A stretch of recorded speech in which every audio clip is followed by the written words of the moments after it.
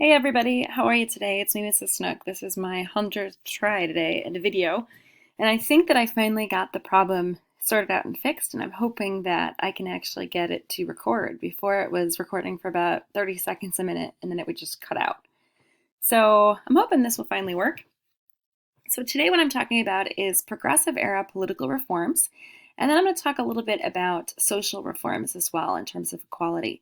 So remember, we're talking about the progressive era, which is this period of time anywhere from about 1890 to about 1920. Some people say it's 30 years, some people would say it's really just the 15 years before World War I, so from like 1900 to 1914. But it's an era of reform and change and progress and trying to make America better, and it's led by the middle class.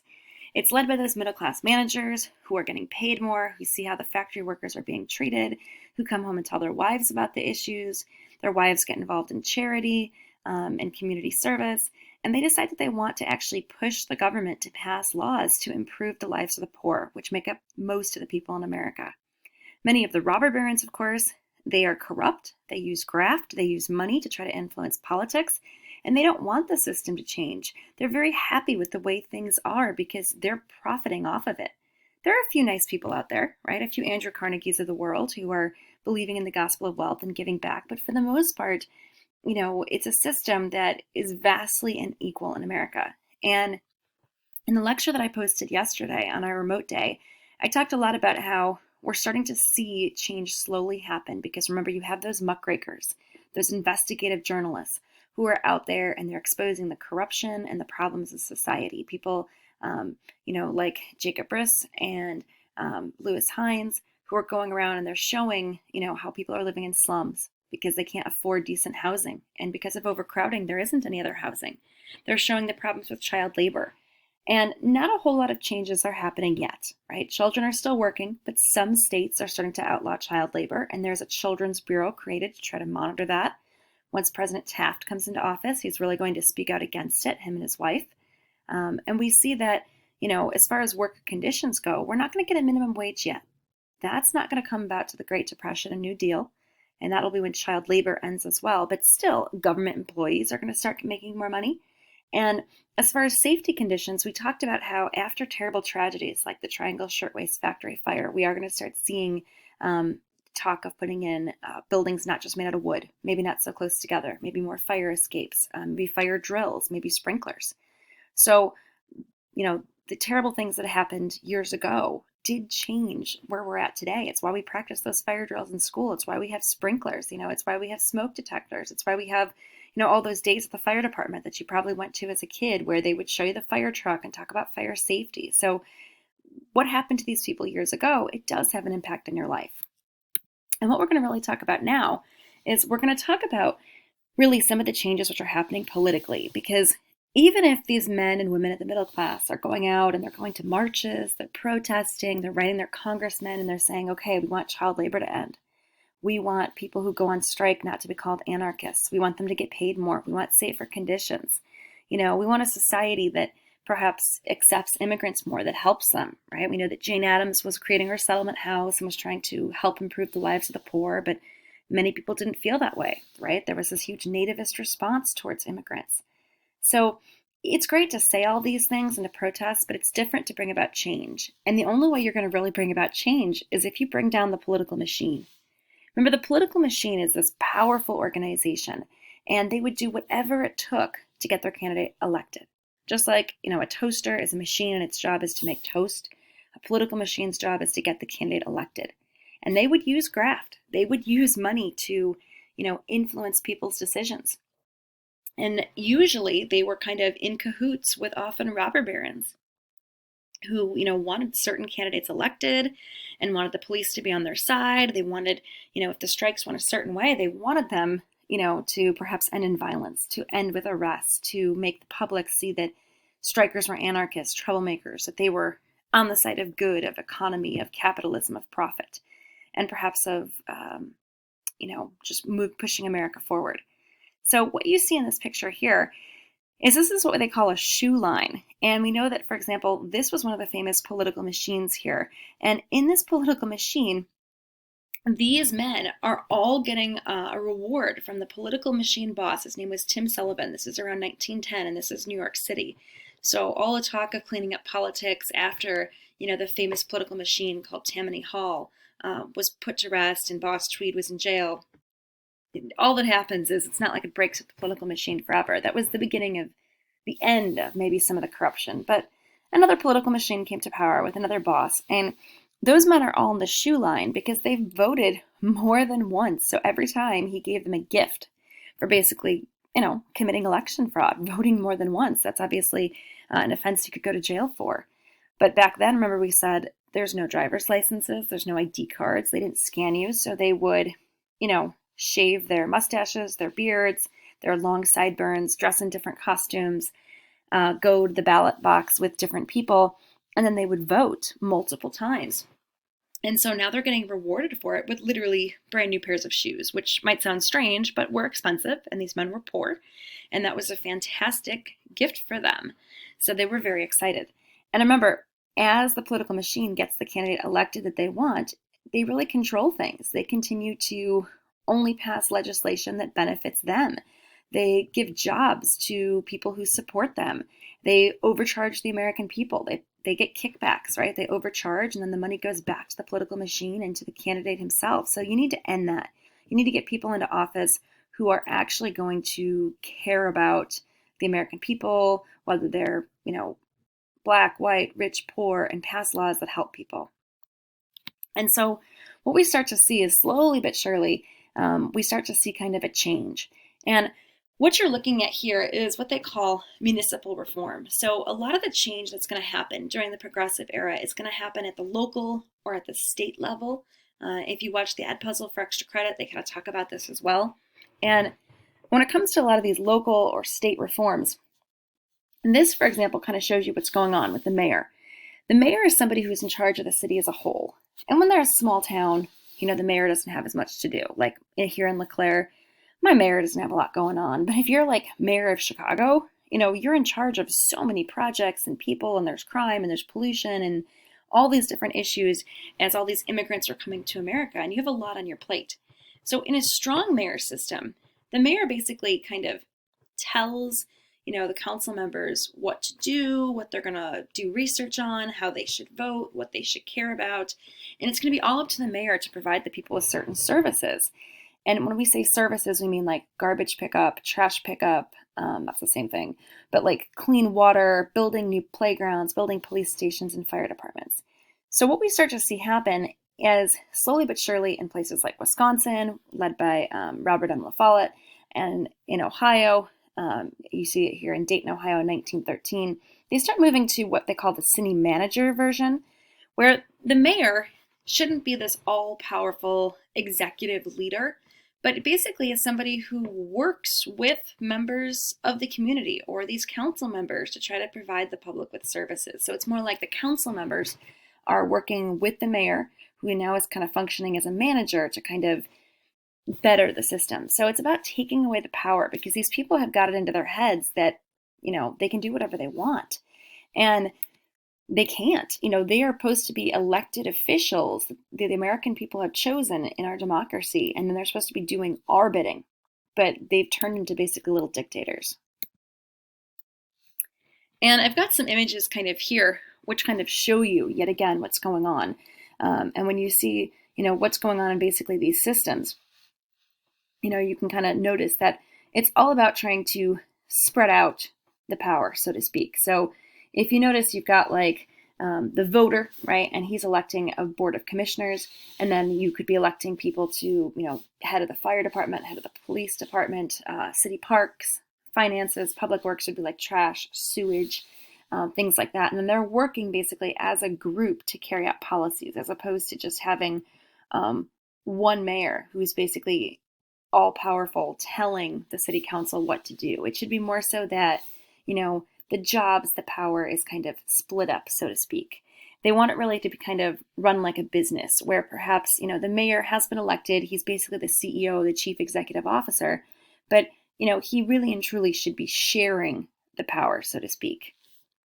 and shouldn't be that he's one all-powerful man. And I keep saying he, and I know that sounds very gender biased and sexist, but this was the world that America really was living in at this time. Now, so it's not just going to be about, trying to clean things up at the local and state level in Ohio or in Wisconsin. You can see a picture here of the Wisconsin governor, Robert M. La Follette. It's not just going to be about, trying to make sure that you don't have a political machine who's got a candidate elected by graft and through election fraud, who's all powerful, basically telling people what to do and only giving certain people jobs because they're on the take and overcharging the American people. They're trying to get people elected who are actually honest, who care about, the society, and try to share some of that power so that the mayor or the government or the governor, I should say, is not all powerful. It's going to be slow reforms. It's going to be very hard. We see that, working more so to take away the power of the mayor or the governor, in Wisconsin or in Ohio. But places like New York City and Chicago are still honestly going to have a strong political machine system. It's going to be very hard to break that apart. We're going to start to see changes happening, though. One of the changes really starts to happen is because of the secret ballot. And I think I mentioned this the other day, especially if you were on the Google Meet earlier this week, where, once upon a time, you got people to vote Democrat or Republican. And when they cast their ballot and they voted Democrat, they literally picked out the blue ballot, filled it out, and then put it into a box. If they were voting Republican, they filled out the red ballot. Okay, that's how you vote. And they'd put it in the box. So clearly the political machine could watch, make sure you voted as promised, and then they reward you with that pair of shoes. Once they come out with the Australian secret ballot system, where it's just like a white piece of paper, you bubble in circles, nobody knows how you vote. They call it the Australian ballot because Australia was the first to do it. Once we start using that secret ballot system in America and it kind of catches on slowly but surely throughout cities and states across the nation, that starts to take away the power of the political machine. Now, we also start to see that, just in general, politics is going to get less corrupt and the American people are going to get more involved in politics, which once you get more people involved who kind of care about issues, they can start listening to the middle class. They can start bringing about, reforms when it comes to equality or for the workers or just for our society in general. So what you're going to see happen here is that we're going to start seeing something called a direct primary, where the voters choose the candidates. Now, this past year, obviously, has been a wild ride, but this has been an election year. So what you saw happen early on was, of course, President Trump, right, was running for the Republican Party. But for the Democratic Party, if you think back to last January, which is really hard, prior to COVID, it seems like a lifetime ago, and I don't know how much you listen to politics, there were a lot of people running for the candidate for the Democratic Party. There was a man by the name of Andrew Yang. We saw Kamala Harris. I think I just said her name wrong. Kamala. Yeah, I think I said that wrong. But Kamala Harris was running as the Democratic candidate. We saw, I already said Yang, Bernie Sanders was running. Of course, Joe Biden was running. Pete Buttigieg was running. But there was a whole list of people running. And then the way it works is there are primaries, where in the state of Illinois, I think in Illinois the primary date is in March. I never can remember because I live in Iowa, and so we voted in January. But in March, people went to the polls and they voted. And then whoever had the most votes, basically, over time they counted up who was getting the most votes in Illinois and in Iowa and through each state. And then eventually, that's the person who got chosen basically to be the Democratic candidate. And the person who had the most votes was Joe Biden. So in this case, the people, the voters are choosing who should actually run for office. Now, there's also a couple of different things going on here as well. We've got a recall, an initiative, and a referendum. And a recall is literally where the people can remove a candidate from office if they feel like the candidate is not doing a great job. You've got an initiative where people can propose a law by petition. So, for example, in some states, they wanted to legalize marijuana. And so that was added to the ballot and people voted on that specific question, or they voted about taxation, I think in Illinois, and a flat tax, I think was on the Illinois ballot. Yet again, I'm not sure because I didn't vote for Illinois. I can only vote in Iowa. But people can propose a law by petition, and then basically if enough people vote for something, it happens. So that's an initiative. And there's also something called a referendum, where basically voters can overrule a law. So if they feel like a law in a state is dumb, whether it's the state's rules about abortion or drugs or alcohol or tobacco use, whatever it is. Yet again, if you can get that put on a ballot at an election and enough people rule that it should be gotten rid of, you can change a law. But that depends on the state. Each state kind of has different views about whether they allow recall, initiatives, or referendum. California allows recall. So if they think that their governor is an idiot, they can get rid of him. When it comes to Iowa, we don't have recall in Iowa. So Governor Reynolds, which is our governor, is going to be here indefinitely. That stuff at the top there, we just wrote it down, so no worries there. And recall is actually what happened. If you've ever seen the Terminator movies, that's Arnold Schwarzenegger there at the bottom. He plays the Terminator. He's been in lots of movies. I feel like you've probably heard of him before. He always says his "I'll be back," but if you haven't, he's also in a movie called Total Recall, in fact, from the 90s. I think they redid it in recent years. But he actually became governor because of a recall. The people in California disliked that man you see in the top picture there, Davis. He was recalled. They held a special election, and that's how Schwarzenegger won. And he was in office, I don't know, for a couple of years, at least 4. I don't remember if he won a second term or not. I didn't pay attention to California laws, honestly, that much. But this is all important steps. The fact that you could kick out a government official for being corrupt, that's huge. The fact that you can choose who should be running for the presidency or for office or the primary is important. The fact that you can basically get the government to, with a referendum, get rid of certain laws or propose certain laws with initiative. This all means that the middle class, which is starting to grow and expand as people are getting more money into the progressive era, as that's happening and people are starting to open more businesses and life is really going well, we're going to see that, this expanding middle class is going to start pushing for government changes and for new laws. Now, we're not going to say minimum wage yet, remember, for everyone until the Great Depression, New Deal, but we are going to see it happen for government employees at this time. We're going to start to see government employees also get a maximum work week, okay, and also more safety regulations. For small businesses, individual businesses nationwide, that's not going to happen yet. But slowly but surely, things are starting to change. And I already talked about the secret ballot system, where ultimately, it's reducing the power of the political machine, and you're voting from, one list of candidates. It's not on colored paper. Nobody knows who you're voting for. It's really going to end the power of the political machine and voter fraud. And so with all of these changes, life is really starting to get better, at least in terms of politics. It's not to say that the political machine doesn't go away or that there's not political corruption. And honestly, graft still occurs, and many people would say it still occurs today, where robber barons use their money to basically, contribute to a politician that they claim that they care about, and they have that right to contribute to their re-election campaign. But then it's basically some backroom shady deal, and then the politician votes a certain way. Does it still happen today? You betcha. They just cover it up and they get away with it. The last 2 points on here, you don't have to worry too much about yet. We're going to talk more about those here on the next slide. So in terms of other political reforms which are going to be happening, we're going to talk here about a couple of more amendments, and I'm just going to move on to get them all out there. There we go. So that's why I didn't have you write down a whole lot on the last slide or the slide before, and I kind of skipped ahead because that's just kind of the same repeat.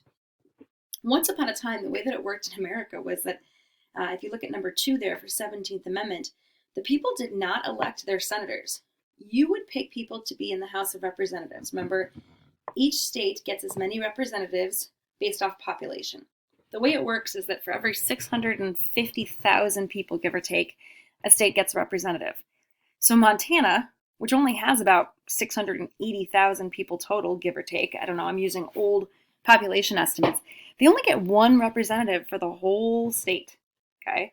And then, of course, remember, every state gets 2 senators, so they only get 3 representatives in Congress total.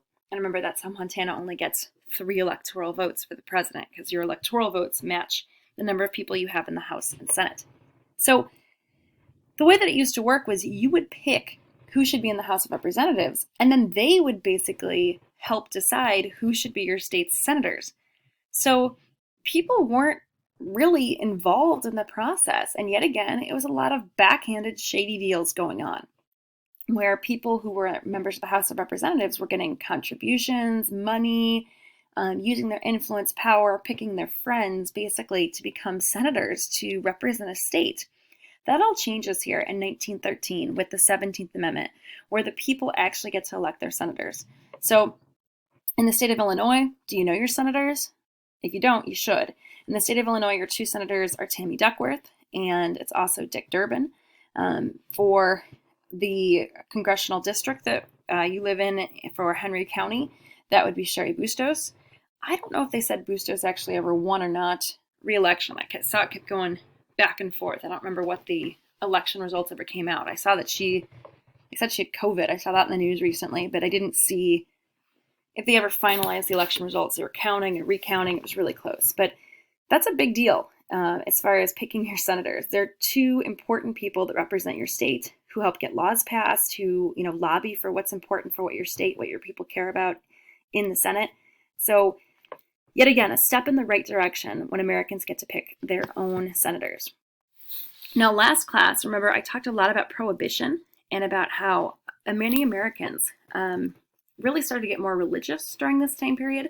And part of this focus on making America better was they said, how are we considered this, if we want to be a world power, if we want to be taken seriously, and Americans get really obsessed with being a world power at this point. That's what we're going to talk about after Thanksgiving.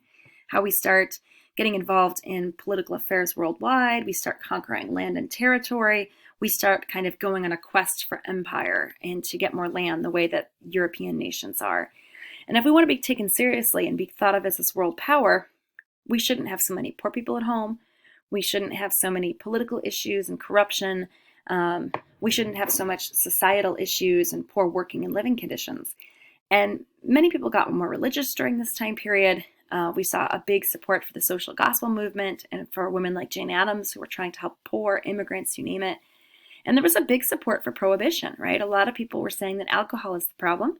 So the 18th Amendment gets passed right about when World War I is coming to an end. And many states supported it long before that and did not allow the consumption of alcohol, saying it led to unemployment, violence, all sorts of society's ills.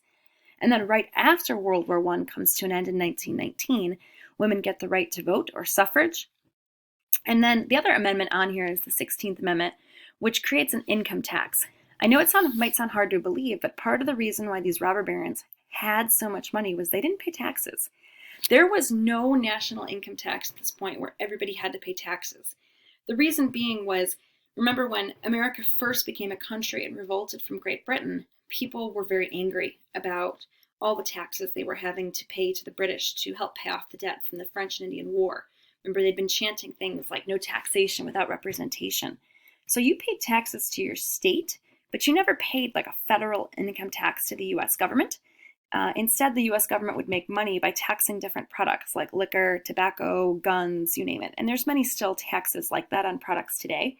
But it's not like it was a national tax day the way that we have in April now. So all of that first comes about in 1913, and we'll talk more about that and kind of the heated discussion that goes along with it here coming up more later.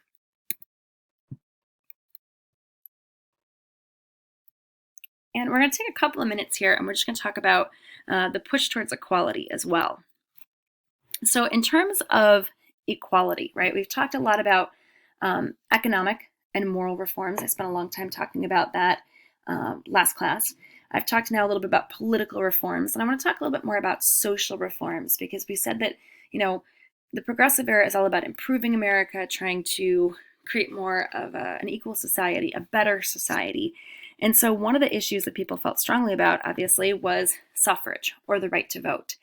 And really and truly just the idea of, well, why don't women have the right to vote?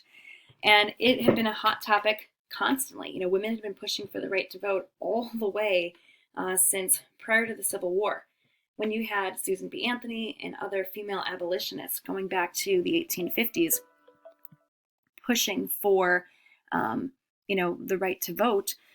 They were pushing for an end to slavery and for African American rights, and they started pushing for women's rights, saying that women should get, a better life, the right to vote. And then, of course, when slavery ended and American men got the right to vote during Reconstruction with the passage of the 15th Amendment, yet again, the topic kind of popped up again.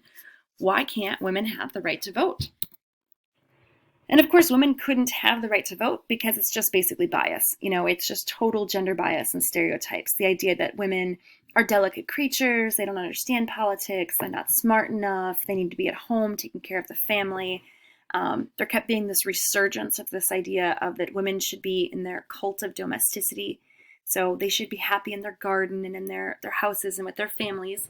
They should only be working, right, if they absolutely have to because they're a widow or they're an immigrant family, they're poor of the lower class. But if they're a middle class family, it's all right for a woman to have a woman's profession, as you see in the pictures. So she could be a teacher, she could be a tutor, she could be a nurse.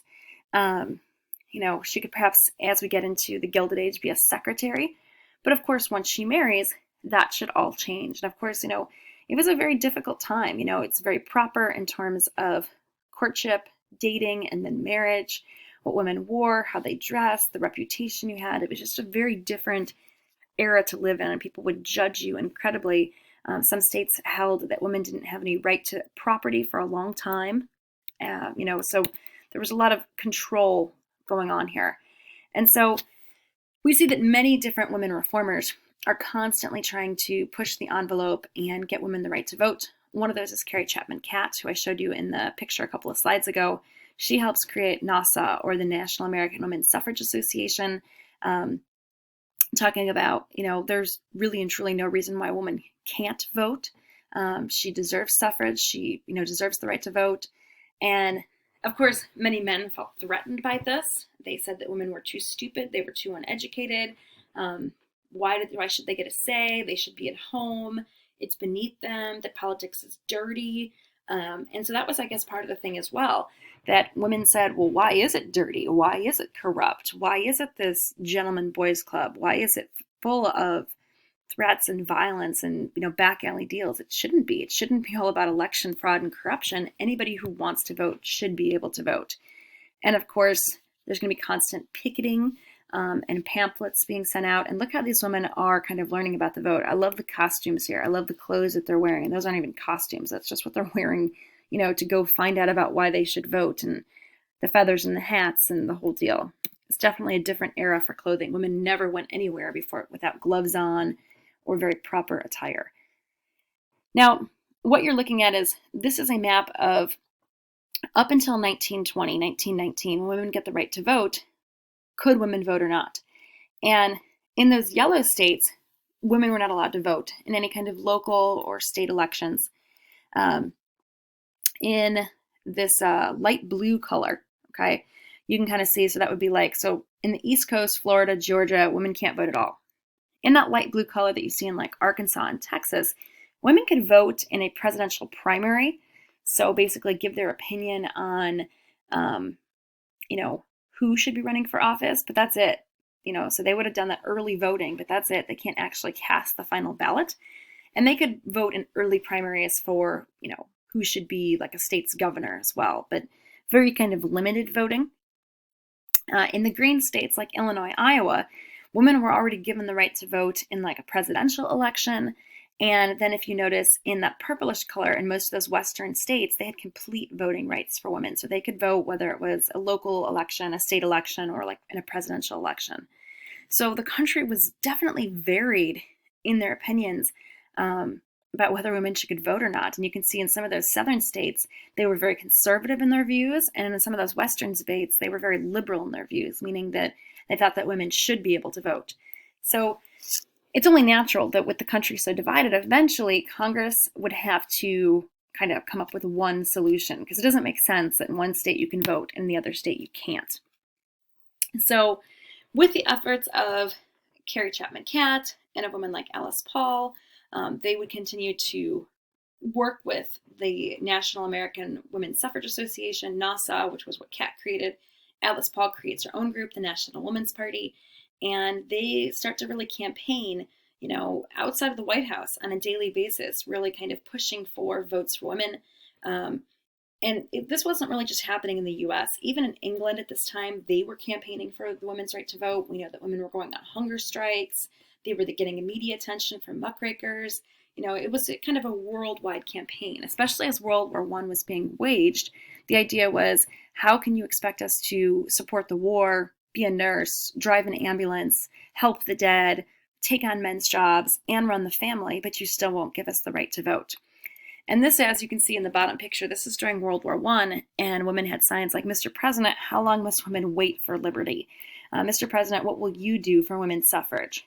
And, they kept just basically kind of picking on him. One at the top is pretty interesting. They call him Kaiser Wilson. Kaiser is the German word for like king. And they're basically saying, "King Wilson, have you forgotten your sympathy with the poor Germans because they were not self-governed? 20 million American women are not self-governed. Take the beam out of your own eye." So she's really kind of poking at him and saying, how can you act like this? How can you basically say that what's happening in Germany is terrible?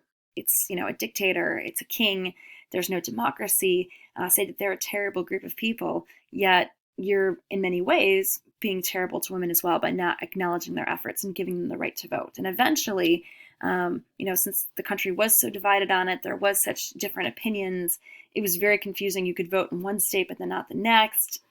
Ultimately, eventually, the 19th Amendment to the Constitution does get passed, which gets women the right to vote after World War I. Last thing to mention really quickly today is race relations. And although women's suffrage kind of has a happy story, and black women, white women, all American women who are citizens get the right to vote, race relations really don't improve during the Progressive Era. And we're going to see, I've mentioned these men a couple of times already, Booker T. Washington and W.E.B. Du Bois. They're the two men who are really pushing to try to create more equality in America. They're trying to end the Jim Crow laws, the legalized segregation in the South, but rather unsuccessfully. Now, what you're looking at in this map is African American population about 1920, and you can see that African Americans, for the most part, are still living, in the South. You look at Alabama and Atlanta, Georgia, and you can see that the African Americans make up 50% of the population or more. Many African Americans had tried moving west as exodusters, but they still only make up 10% of the population there. Many African Americans moved north to try to get factory jobs, but a lot of people, remember we said, stayed in the South because that's what they knew was how to farm, and unfortunately they kind of got stuck in the system of sharecropping, and they got stuck there because they were afraid to leave. They didn't know what else to do, and unfortunately they're not really allowed to vote, even though they have the right to, because they're afraid of the KKK harassing them, or they can't pass a literacy test, or they can't afford to pay to vote.